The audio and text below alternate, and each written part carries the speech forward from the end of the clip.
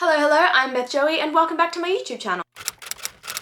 If you're new here, welcome. This is the channel where I paint my face, turn my camera on, and talk about some books. It's been a year since my last most intimidating books on my TBR video, so it is time to do the on the hook to read the book to find out whether or not I actually read the books that I had set myself up to read in that video. Without further ado, let's just kick straight in to the 9 prompts to run through my most intimidating books on my TBR from last year. First up, we've got a book that I haven't been able to finish, and the book that I selected for this was Eye of the World by Robert Jordan because I had started and finished that book about 3 separate times and never been able to finish it.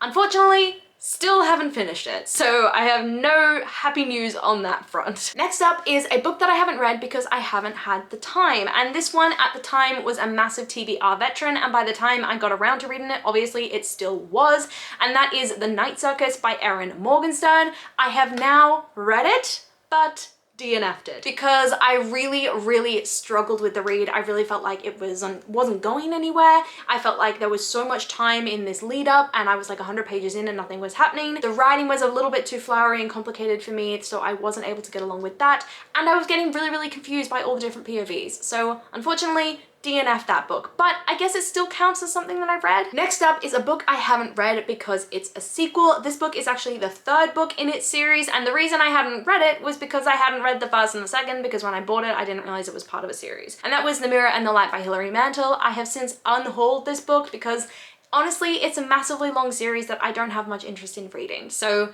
haven't read that one. Next up is a book that I haven't read because it's brand new, and the one that I selected for this was a mystery that is kind of has a semblance of truth in it, in that it's sort of set in a very real life occurrence, and that is The Christie Affair by Nina de Gramont. This is set from the perspective of Agatha Christie's husband's mistress at the time when Agatha Christie disappeared and essentially lived out her own real life mystery. I haven't actually read this one, but I am doing a bit of an Agatha Christie Mysteries and Me series on this channel, and I think I will sprinkle in some of these sorts of books like The Christie Affair that are sort of based on Agatha Christie's life, or maybe even some retellings about Agatha Christie's mysteries. I think that might be kind of fun, so I haven't read this yet, but I am still very keen to. The next prompt is a book that I haven't read because I didn't like a previous book that was written by the same author, and in this particular situation I stretched it because I didn't have any books that fit that prompt. So what I changed it to was a book that I haven't read because I didn't like a previous book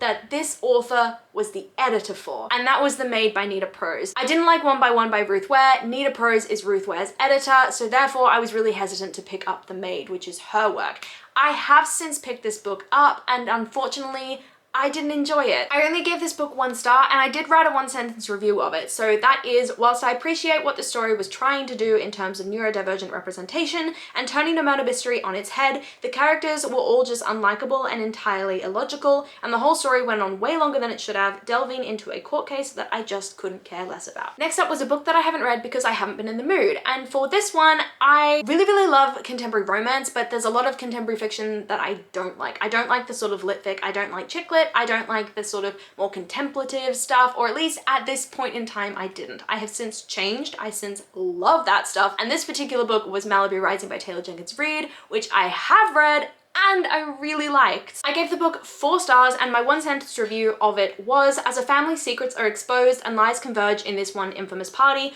all the different POVs create this feeling of chaos and disorder that is so atmospheric and expertly composed. So another one that I read and I really love. Next up is a book that I haven't read because it's humongous, and for me I picked Serpent and Dove by Shelby Mahurin because it is a bit of a chunky book, and at that point in time I was really scared of anything that was over 400 pages. I loved this book. I gave it 4 stars. I had such a good time with it, and as for my 1-sentence review, I said, a witch and a witch hunter are forced to marry, setting off a whole chain of angsty hate-to-love romance and plenty of anxiety and tension as the main character struggles to hide who she is, and her very dysfunctional mother tries to sacrifice her daughter in order to take down the entire kingdom. And that is a massive run-on sentence because I try to chuck as many words as I can into these 1-sentence reviews, but I really love this book. Next up is a book that I haven't read because it's a cover buy and I've seen mediocre reviews. For that one, I picked Fable by Adrienne Young, which I did end up reading, and I gave it 3 stars. It wasn't amazing. It was kind of middle of the road. I was happy with it, but I didn't think that it was particularly well developed in terms of the characters or the world. I thought the romance was a little bit lackluster,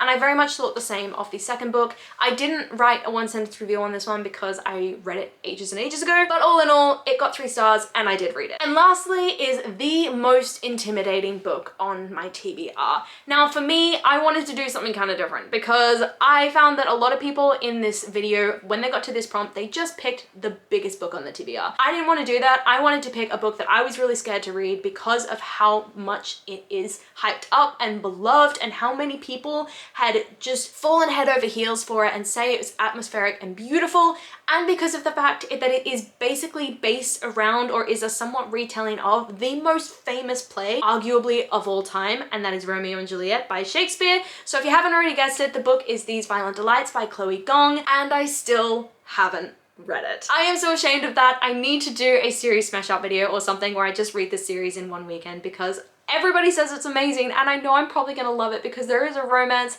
and it's a fantasy and it's just supposed to be sort of melodramatic and beautiful and so atmospheric, but I just haven't read it, and it's gonna be set in the 1920s. Like, that is perfect, but I haven't read it. So those were my 9 most intimidating books from 2022. Around April time, I think I released that video. Obviously, I haven't read all of them, but I did make a decent dent in some of them, and I am very much set on making more of a dent in my next video, which is my most intimidating books for the following year. So I'll run through all the same prompts again and pick 9 new books, so do go and check that out when it comes out later on this week. But other than that, let me know down in the comments down below what your 9 most intimidating books are. Do go ahead and answer these prompts. I would really be interested to know what these books are for you, or just let me know what you're reading at the moment, loving it, hating it, all that kind of thing. Come and chat to me in the comments down below. I love talking to you guys and I do my best to reply to every single comment. I really hope that you enjoyed this video, and if you did, please do let me know by liking, subscribing, and hitting that notification bell all down below. It's a super easy way to help my channel grow, and I will see you lovely people in my next video. Bye!